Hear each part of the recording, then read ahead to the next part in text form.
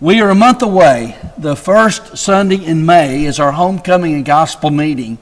And I hope that this is mentioned every time we meet because I don't want you to forget it. This is a big deal. This is a big day. Sam Long will be speaking. Sam always does an amazing job presenting God's Word, and you will be encouraged with God's Word by being here that day.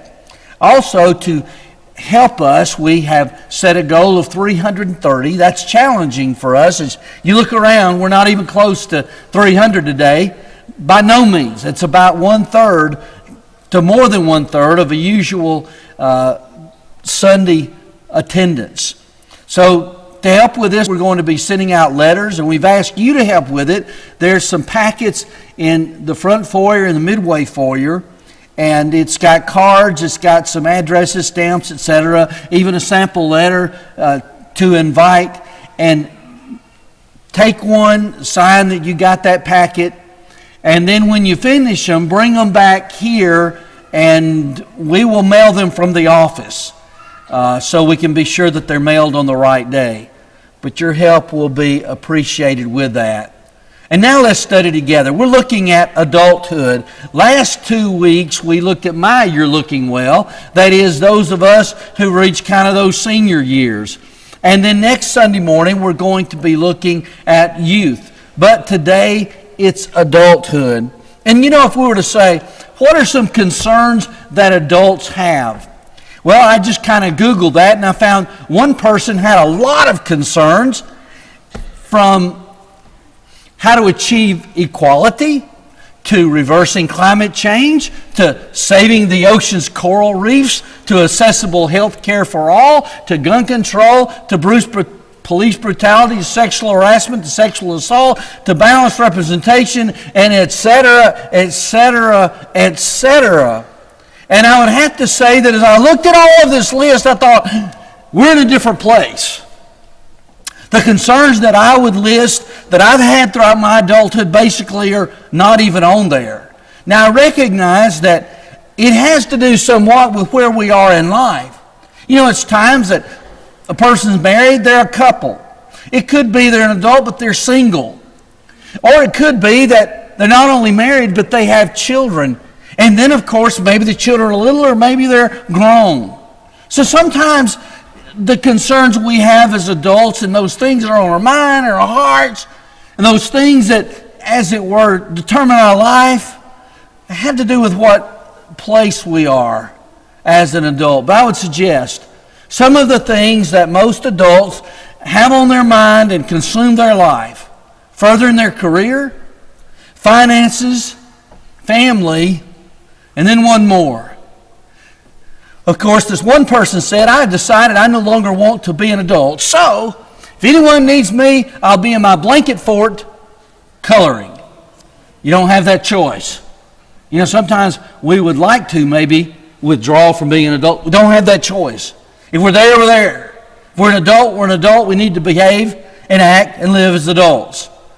And so what about this furthering the career? Well, it is the case that work, it does somewhat consume us, doesn't it? It's 8+ hours a day. And I said 8+ because many people work more than 8 hours and more than 40 hours in a week. Individuals born in the latter years of the baby boom held an average of 11.9 jobs from ages 18 to age 50. That's according to the U.S. Bureau of Labor Statistics. Nearly half of those jobs were held between ages of 18 to 24. So in other words, there's kind of that job hopping earlier in the years before kind of you settle in. And of course, what is that and why is that? It's that furthering career. It's trying to find that better job. It's trying to, in the career that's chosen, to move up kind of a pathway, both in terms of position and in terms of pay. Well, we see that God's intention is that we work.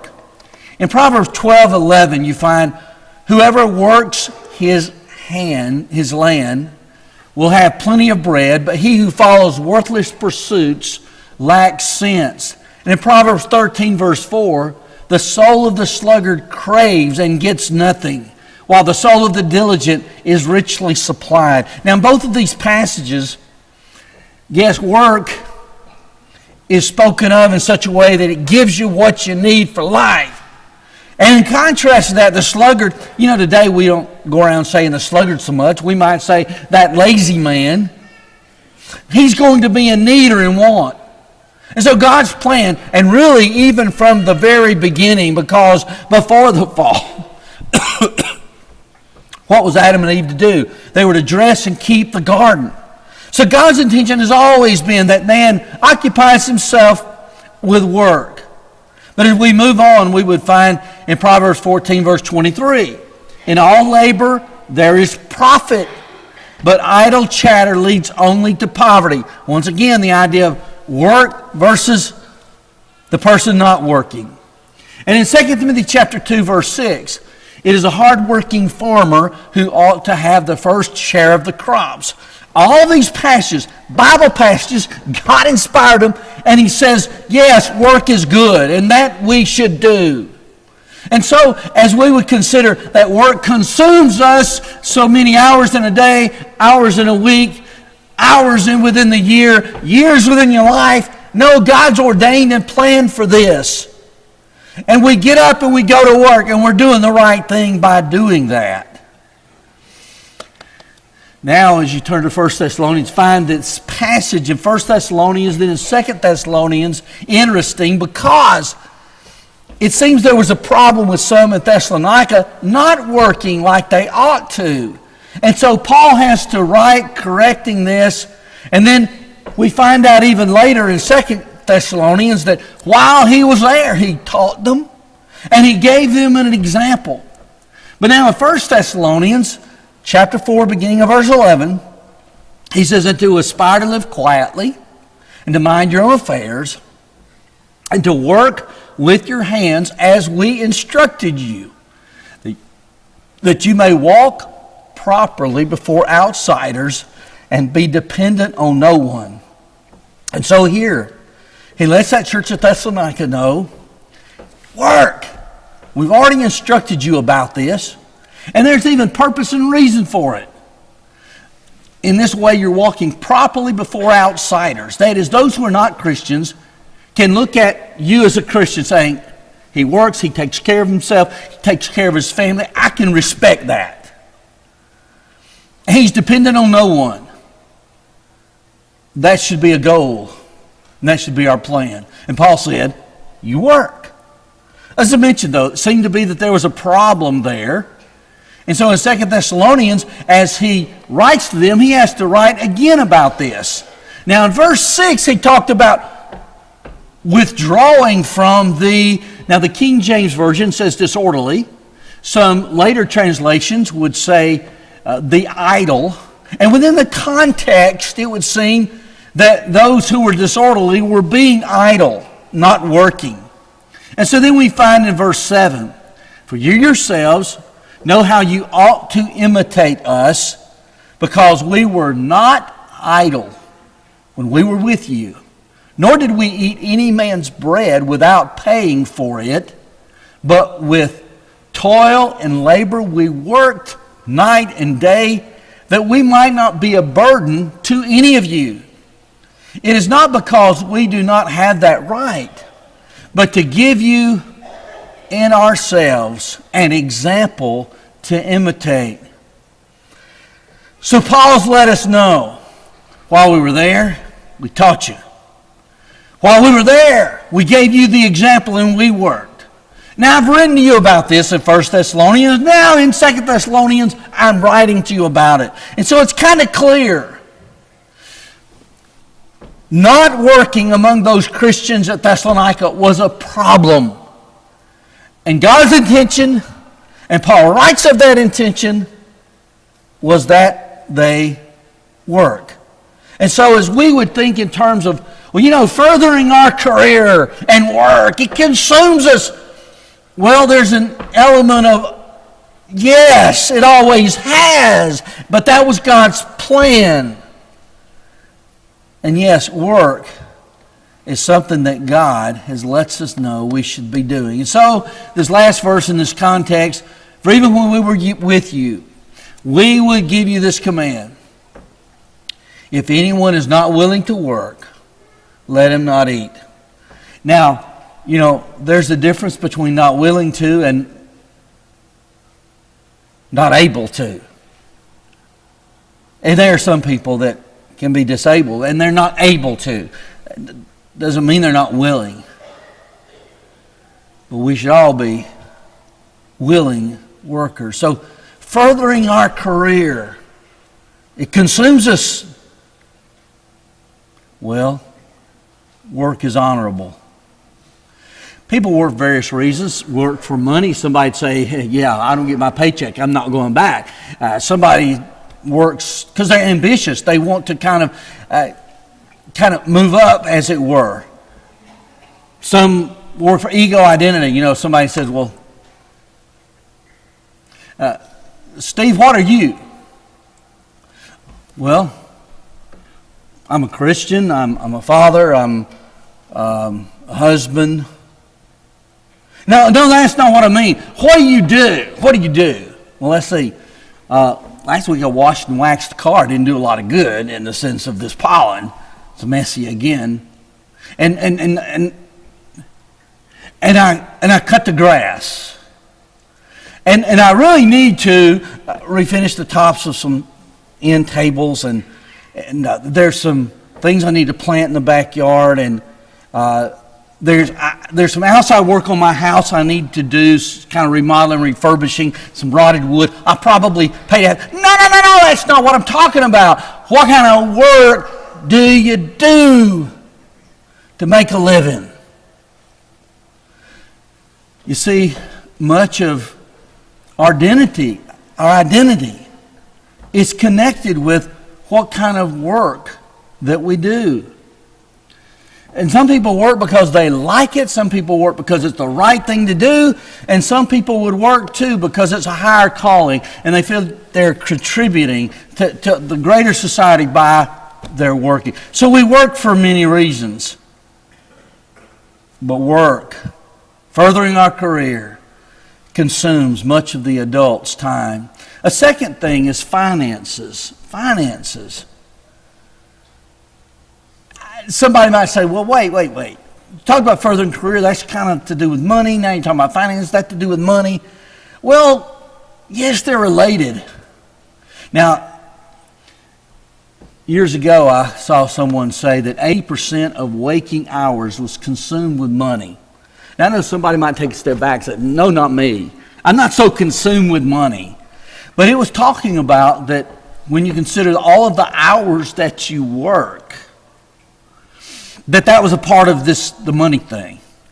And then kind of your plans and your preparations and then your actual spending of the money.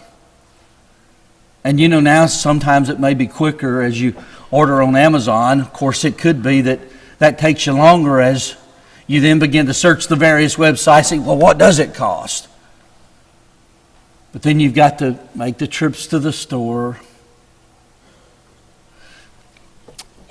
But money does. It provides the needs, it provides the wants. But also with money there is the potential. Not necessarily so, but yes, the potential to covet, to steal, to misuse, to just selfishly consume. And so we see that there are some Bible warnings.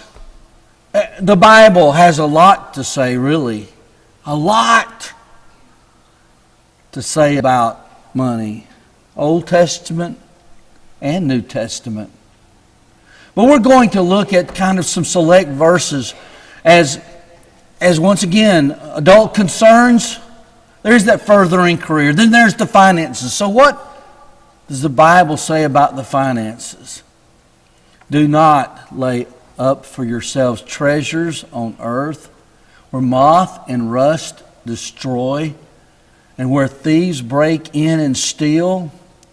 But lay up for yourselves treasures in heaven where neither moth nor rust destroys, and where thieves do not break in and steal. For where your treasure is, there will your heart be also.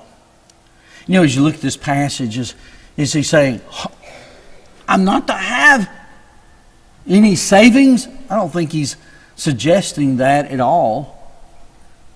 In fact, there's an element of, if you're going to be work and taking care of yourself, working and not being dependent on anyone, as Paul put it in Thessalonica correspondence, you got to prepare a little bit for that future and plan a little bit for what's ahead.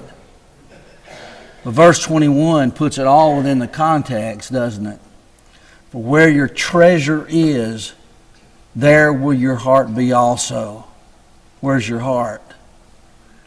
And then a few verses later, verse 24, no man can serve two masters, for either he will hate the one and love the other, or else he will be devoted to the one and despise the other. You cannot serve God and money. Now the King James Version, the word mammon, and a lot of times people read over that not realizing he's talking about money. You cannot serve God and money. And so even though furthering the career, making the money takes 8 hours a day plus, 40 hours a week plus, and then you've got that, you might say, the managing of it, the spending of it, and etc. Still, you cannot serve God and money. And as you turn to Hebrews 13, verse 5, keep your life free from the love of money. Keep your life free from the love of money. And be content with what you have. For he has said, I will never leave you nor forsake you. You know, once again, as you look at this, you got to say, it's putting things into perspective here. You don't love the money. You're trusting in God. For he has said, I'll never leave you nor forsake you. In 1 Timothy chapter 6, verse 10, for the love of money is a root of all kinds of evil. Now you've heard sometimes people say, for the love of money is the root of all evil. That's not what he said. It says, for the love of money is the root of all kinds of evil. It is through this craving that some have wandered away from the faith and pierced themselves with many pangs. In other words, they're not Christians now. They've wandered from the faith. Why? Sometimes it's because of the love of money. That's what's taken them to where they are now. And then get a few verses later, 1 Timothy 6, beginning verse 17. As for the rich in this present age, charge them not to be haughty, nor to set their hopes on the uncertainty of riches, but on God, who richly provides us with everything to enjoy. They are to do good, to be rich in good works, to be generous and ready to share, thus storing up treasure for themselves as a good foundation for the future, so that they may take hold of that which is truly life. He starts with, as for the rich. Let me just say here, he's not condemning those who happen to be rich, but he's telling them, now here's a proper way to consider what you have and how to use it. One last passage, and this I think does put it in perspective. Passage you're familiar with. And he said to them, take care and be on your guard against all covetousness, for one's life does not consist of the abundance of his possessions. Get this, life's not what you have. Then he told a parable saying, the land of a rich man produced plentifully. And he thought to himself, what shall I do? For I have nowhere to store my crops. And he said, I will do this. I will tear down my barns and will build larger ones, and there will I store all my grain and my goods. And I will say to my soul, soul, you have ample goods laid up for many years. Relax, eat, drink, and be merry. But God said to him, fool, this night your soul is required of you, and the things you have prepared, whose will they be? So as for the one who lays up treasure for himself and is not rich toward God. Here's all the perspective in the world. Further into career finances, a third thing, of course, that was God's perspective on money. A third thing is family. Family. You know, this would start with marriage. God planned about marriage in the very Garden of Eden as He took that rib from Adam and made woman. And then you find, in fact, Genesis 2:24, as these words were penned by Moses at a time far distant from the creation of Adam and Eve, therefore a man shall leave his father and his mother and hold fast to his wife, and they shall become one flesh. This is God's plan. We find these very words repeated in Matthew 19:5, Mark 10:7, and Ephesians 5:31. We find in Matthew 19, verse 6, so they are no longer two, but one flesh. Now look at this. What therefore God has joined together, let not man separate. A little child, he hears these words as he goes and attends that wedding of the preacher at the very end of that ceremony. What therefore God has joined together, let not man put asunder. And he's thinking, that's what the preacher says when they get married. No, it's what God says about that marriage. And that's the bottom line of we must take it serious. The obligation, yes, let's use that word. It's not a bad word. We could then say privilege. Sounds a little better. But marriage is to be taken seriously because the context in which God put it, God's joined this man and woman together. Let not man separate. We find in Proverbs 18:22, he who finds a wife finds a good thing and obtains favor from the Lord. And then oftentimes to that bride and groom, then children are born.